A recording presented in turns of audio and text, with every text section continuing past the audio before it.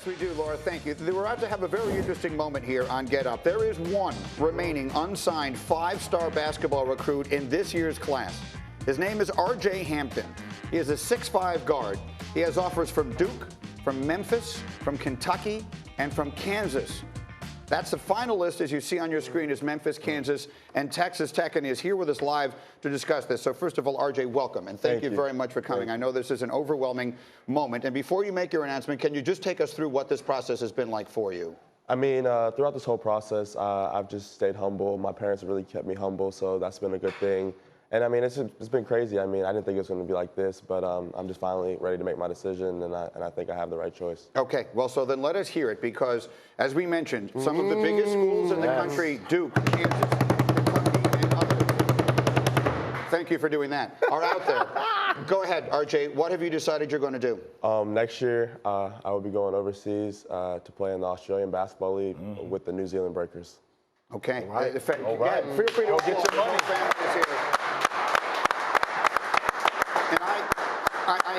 I had been given an indication this was a real possibility, and that was the primary reason I was interested in having you here, because this feels like a really big moment in this process, right? We've seen this happen on a smaller level with some different players in different circumstances, but we're talking about a young man who would have been completely academically eligible to play anywhere. This is not Emmanuel Mudiay or anything like that. So tell us, what made you decide that going to Australia was a better option for you than going to one of these colleges? I just think my dream has never been to play college basketball. My dream has always been to get to the next level and to play in the NBA. So, I mean, I think this was the best route for me to live like a pro and play with grown men every day and not kind of have to juggle books and basketball and just focus on my main goal. Jay, go ahead. You cover college basketball for us. What's your first thought here? Well, first off, I mean, I commend him, because I think other kids should be looking at that option, especially for the team he's going to play with, the New Zealand Breakers with Matt Walsh. I've known him for a while. A very good team. I wanted to ask you about, you had a tweet the other day. You said, for some of us big-time players, sometimes the media forgets that we're just teenagers in high school. Well, now that you're announcing that you're becoming an overseas pro, you're going into that business world. How do you feel like this is going to better prepare you for that next step of your career? I feel like once I get to the next level, it's going to prepare me for all the other steps in life. I feel like it's time out for being baby. You're not in high school anymore, so you have to be a grown man. You're a pro now. There might be a 27, 28-year-old on the team with a family, so you just gotta live like a pro and act like a pro. And that's a huge experience, Greeny. I mean, that's what Luka Doncic, he has that experience coming over into the league right away. First off, I want to commend you on your maturity. Your family's done a terrific job, and all of your coaches have working with you, putting yourself in this position. And it takes courage to do something out of the norm. We've seen what college basketball has done for certain players to elevate them, and we've seen college basketball take advantage of a lot of players. And you mentioned it. He had a 1280 on the SAT. Yeah. 3.7.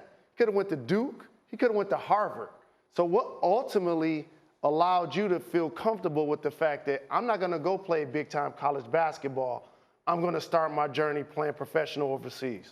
I just wanted to kind of set the trend. I've never wanted to be normal, so I kind of wanted to set the trend for the younger guys coming up, to show them, hey, this is not the only route you can take. It's college basketball, and I feel like this is a much better route for me. Not for everybody, but I think it's a better route for me. Happy Walters get you a good deal? We got a good deal over there in Australia? Oh, he's smiling. That means a good deal's coming, Happy. You know, we will set aside some time for ourselves to talk about this here on our set. Again, this is your moment, and congratulations to you on doing it. But it really does feel as though there has been so much attention paid to the way that amateurism is currently handled by the NCAA. It does feel like there are tipping point moments in processes if significant change is going to be made. And it felt to me, when I first heard this was a possibility, as though this could be one of those moments. Absolutely. And the word that comes to mind for me is trendsetter.